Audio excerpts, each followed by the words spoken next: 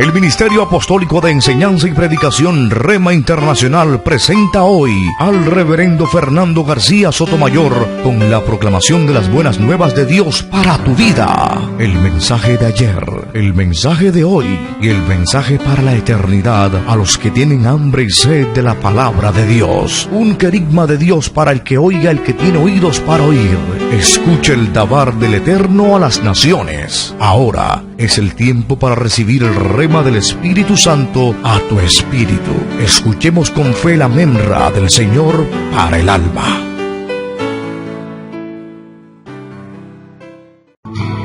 Comunión cristiana es vamos a leer la palabra del Señor en la primera epístola del apóstol Pablo a los Corintios, el capítulo 12, los versículos 12 al 31. Primera carta a los Corintios, capítulo 12, versículos 12 al 31. Voy a leer la versión Reina y Valera del año 1960. Leo la palabra de Dios en el nombre del Padre y del Hijo y del Espíritu Santo. Dice así la Escritura: porque así como el cuerpo es uno y tiene muchos miembros, pero todos los miembros del cuerpo, siendo muchos, son un solo cuerpo, así también Cristo. Porque por un solo espíritu fuimos todos bautizados en un cuerpo, sean judíos o griegos, sean esclavos o libres, y a todos se nos dio a beber de un mismo espíritu. Además, el cuerpo no es un solo miembro, sino muchos. Si dijera el pie, porque no soy mano, no soy del cuerpo, por eso no será del cuerpo. Y si dijere la oreja, porque no soy ojo, no soy del cuerpo, por eso no será del cuerpo. Si todo el cuerpo fuese ojo, ¿dónde estaría el oído? Si todo fuese oído, ¿dónde estaría el olfato?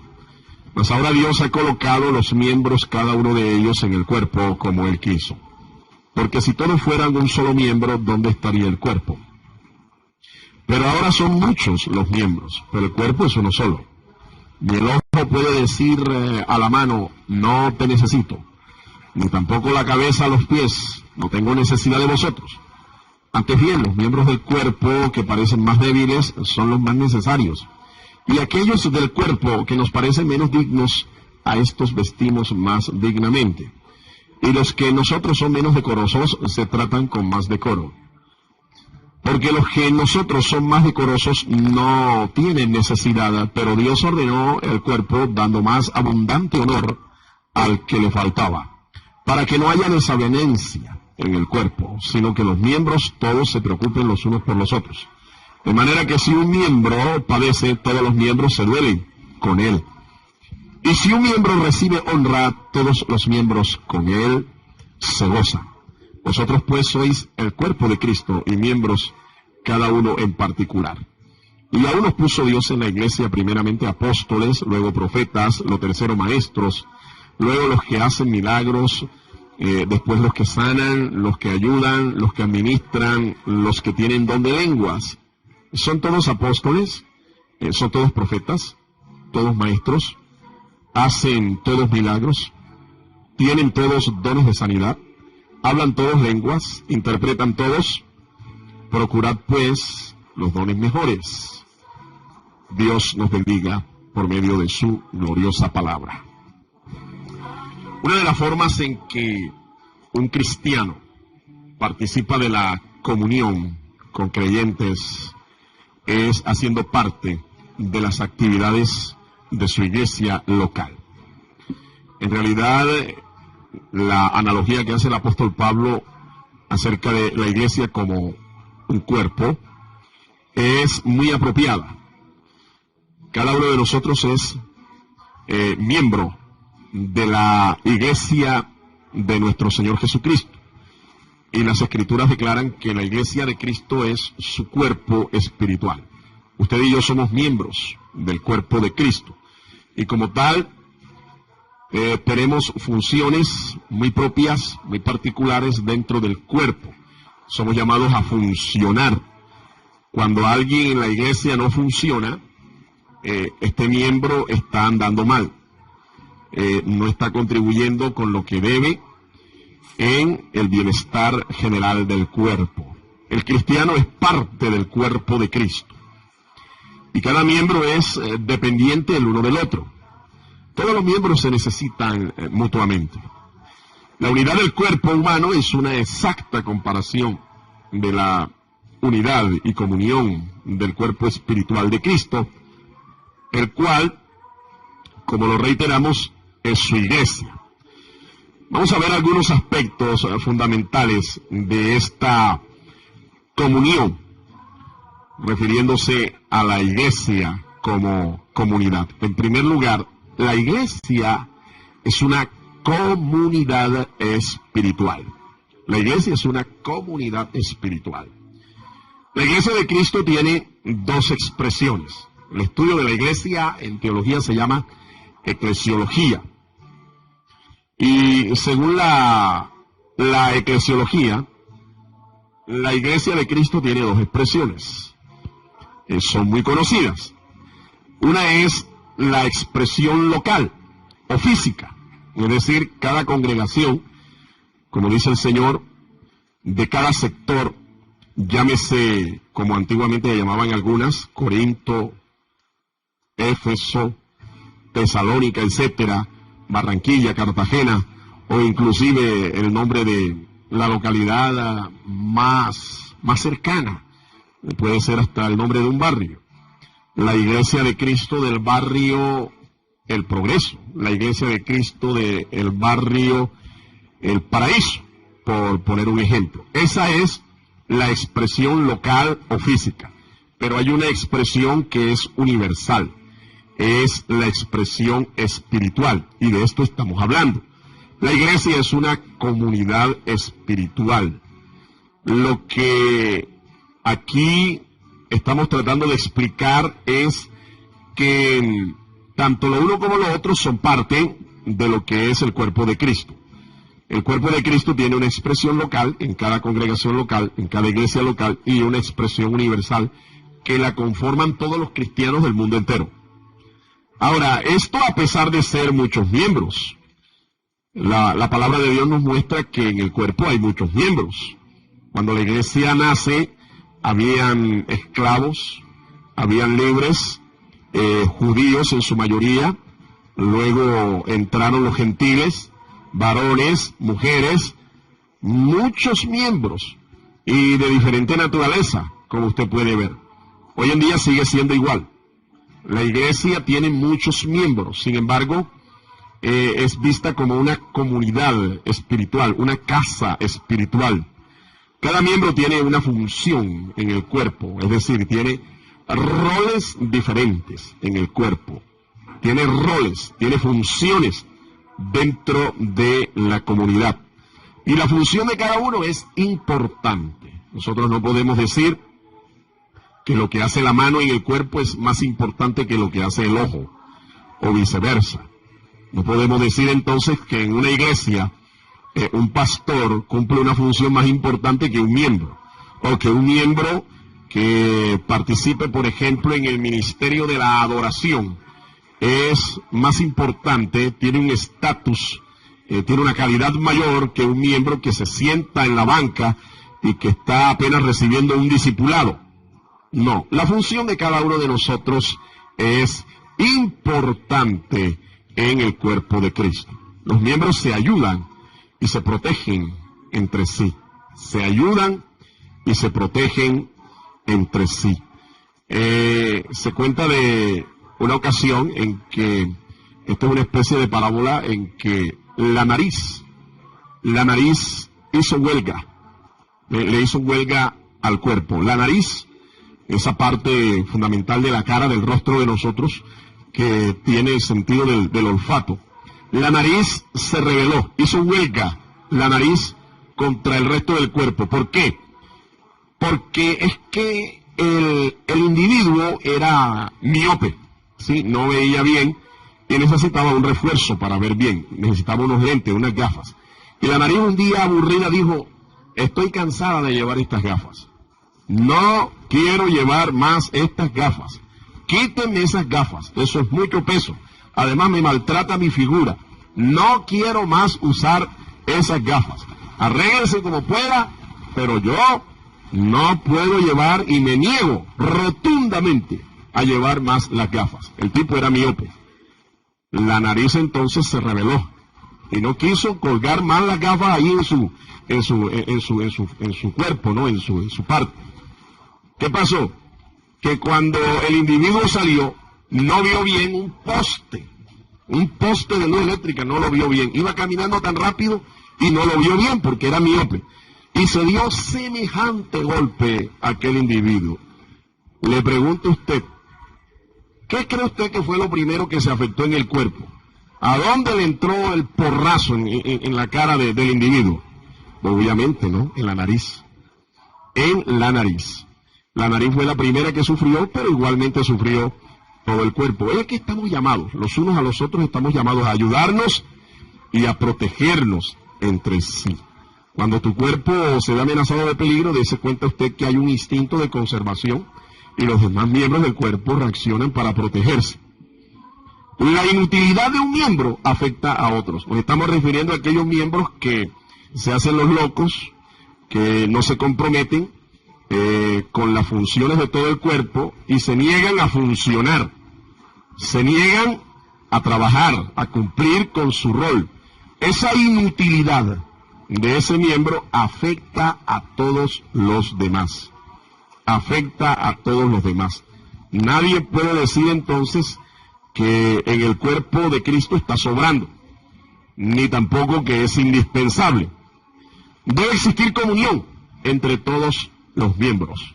Debe existir comunión. La comunión es esa mezcla, ese pegamento que une cada miembro, cada órgano el uno con el otro, y hace esa sinergia, hace esa función de que el cuerpo esté bien. Debe existir comunión entre todos los miembros. Ahora, estamos hablando de la iglesia como cuerpo espiritual de Cristo.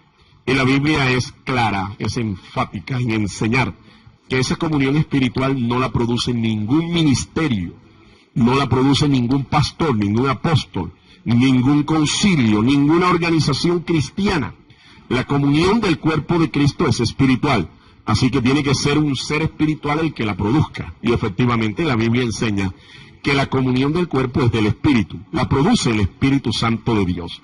Yo conozco ministros, conozco pastores, que en su afán de que cada miembro del cuerpo funcione, fuerza a los miembros a desempeñarse en un cargo, en una actividad, en un ministerio local en la iglesia.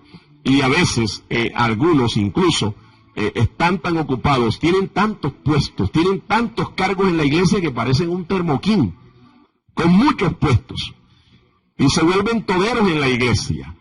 Y déjeme decirle más, estos ministros a veces vienen y se equivocan pensando que funcionando la gente en programas aquí, programas allá, congregando a la iglesia lunes, martes, miércoles, jueves, viernes, sábado, domingo, y hasta el octavo día, la gente no tiene ni tiempo para su familia, piensan de que por eso espiritualmente van a funcionar, van a estar en comunión. Déjeme decirle, mi estimado consiervo, que ese activismo en la iglesia lo que le hace es mal.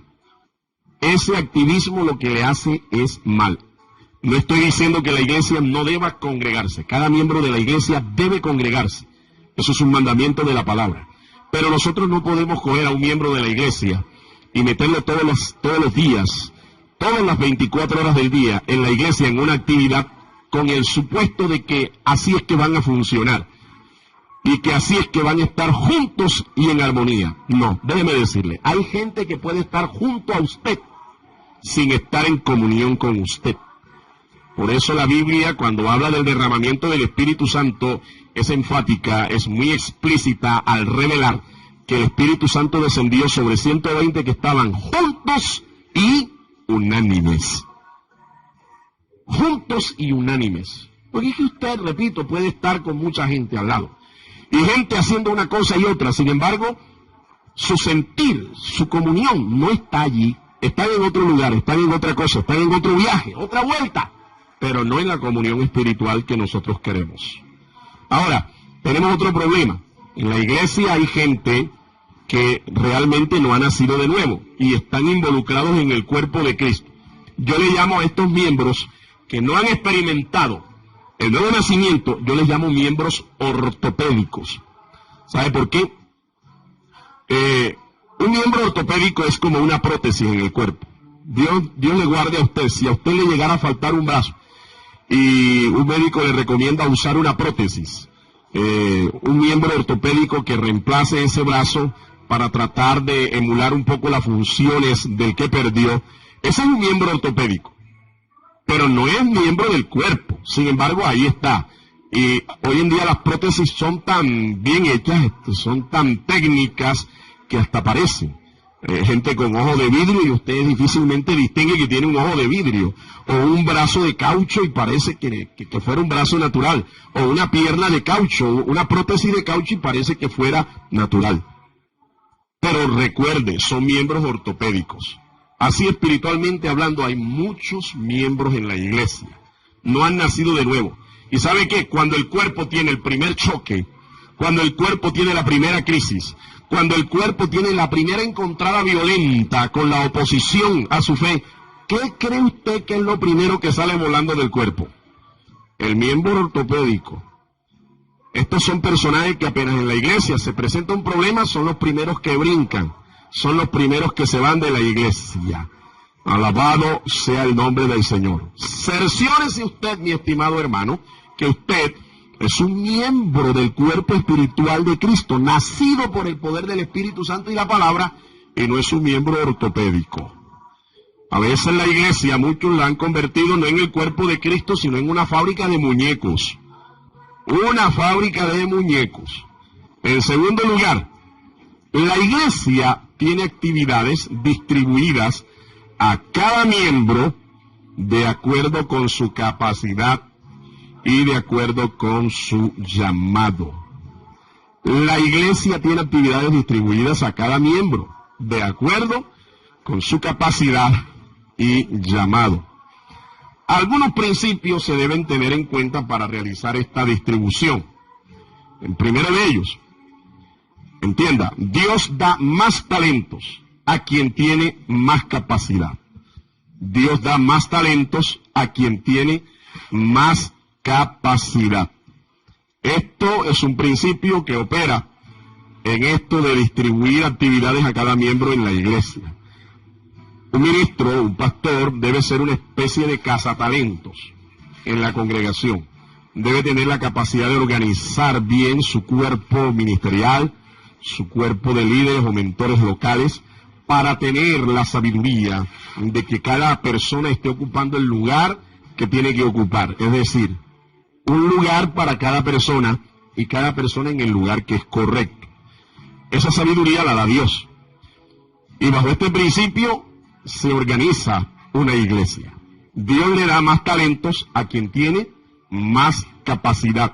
¿Capacidad para qué? Para administrarlo, para organizarlo, para dirigirlos. A esa persona Dios le da más capacidad. Ahora, Dios, otro principio, Dios reclama más responsabilidad a quien tiene más talentos en desarrollo. Así es. Un privilegio enmarca mayor responsabilidad. Dios reclama más responsabilidad a quien tiene más talentos en desarrollo. La parábola de Mateo, capítulo 25 de los talentos, vemos que en los versículos 15 y el versículo 29, el Señor recompensó con 5 al que le dio 5. 5 talentos al que le dio 5 y produjo 5. 2 al de 2. 1 al de 1. ¿Y se da cuenta?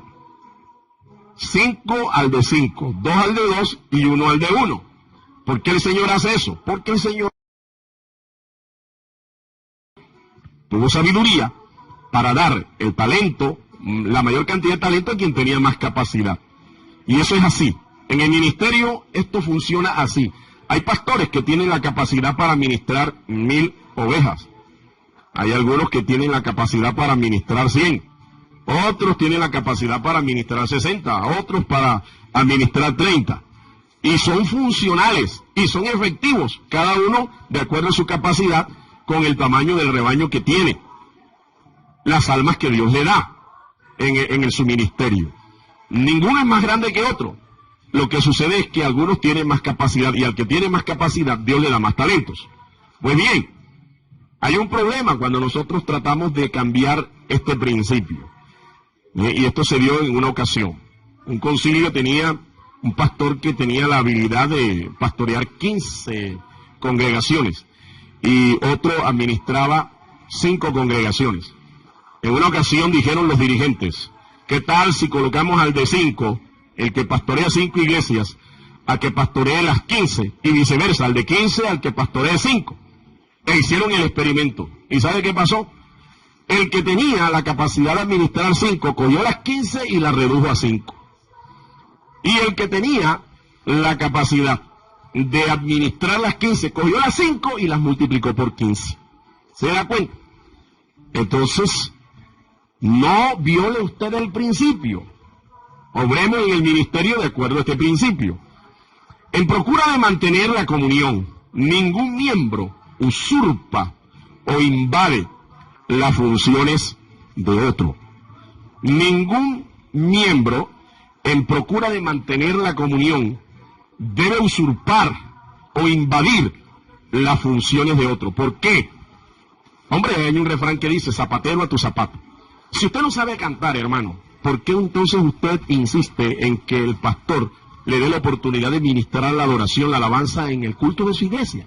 Si usted no sabe cantar, déjele eso al que tiene el don para ministrar, para cantar. Usted dedíquese a otra cosa. Ahora, no se sienta incómodo. La Biblia nos enseña que por lo menos Dios nos ha dado un don espiritual. Lo que usted tiene que hacer es descubrir en oración cuál es ese don que Dios le ha dado.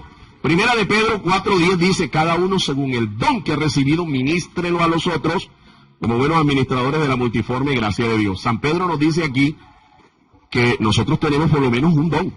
Lo que hay es que descubrirlo. Pero, escuche bien, a veces la comunión de una iglesia sufre, la unidad de la iglesia sufre porque hay miembros que están usurpando o invadiendo las funciones de otro. En otras palabras, están en el lugar equivocado, haciendo cosas incluso para las cuales Dios no los ha enviado. Dios no los ha comisionado. Y esto es un error gravísimo en el ministerio, en la iglesia local, en la administración. Es un error gravísimo. Ahora, el Señor ha dotado a su iglesia de 5 dones ministeriales. Pablo aquí en la primera carta a los Corintios donde leímos, habla de algunos de ellos: el apóstol, el evangelista, el maestro, el pastor. Es una bendición que en una iglesia nosotros tengamos ministros que tienen 2 y 3 ministerios, que su llamado es un llamado que es apostólico, y como tal, como apóstoles ejercen también la maestría, ejercen el pastorado, el evangelismo y hasta profetas, ¿sí? Pero no todos son así. Hay pastores para los cuales Dios los llama sencillamente es para pastorear, y demos gracias a Dios por eso. Pero si ustedes de estos ministros que dicen, yo soy el pastor y más nada, o yo soy el maestro y más nada, no se sienta menos que otro, ¿sí? No se sienta menos que otro. En realidad en el ministerio no hay un ministerio superior. Hoy en día hay una equivocación terrible pensando de que el ministerio superior, el que está por encima de todos, es el apostólico, y no es así. Los ministerios no son, no producen estatus. Los ministerios no son cargos en realidad. Los ministerios, el de apóstol, el de pastor, evangelista, profeta o maestro, son roles funcionales. Lo que sucede es que con el tiempo hay algunos que, repito, se han desempeñado en el rol de pastor, se han desempeñado en el rol de maestro, y así sucesivamente. Con el tiempo, quiere decir que el apóstol con el tiempo desarrolla los otros 4 ministerios: el de profeta, el de maestro, el de pastor y el de evangelista. Pero no todos son así, repito, no todos son así. Ahora bien, quiero aclararle a todos nuestros consiervos que el tope, el nivel del ministerio se lo pone usted mismo. Dios a usted no lo ha llamado a que usted sea maestro, pastor. Dios lo ha llamado a servirle y punto. El tope, la altura o el nivel se lo pone usted mismo. Es usted quien se pone el límite. En el ministerio se debe crecer. ¿Cómo? Sirviendo. Y si Dios un día necesita que tú seas pastor, pastoree. Y si necesita que usted sea profeta, profetice. Y si necesita que usted sea maestro, enseñe. Pero no se limite, no se limite. Los límites se los pone usted mismo.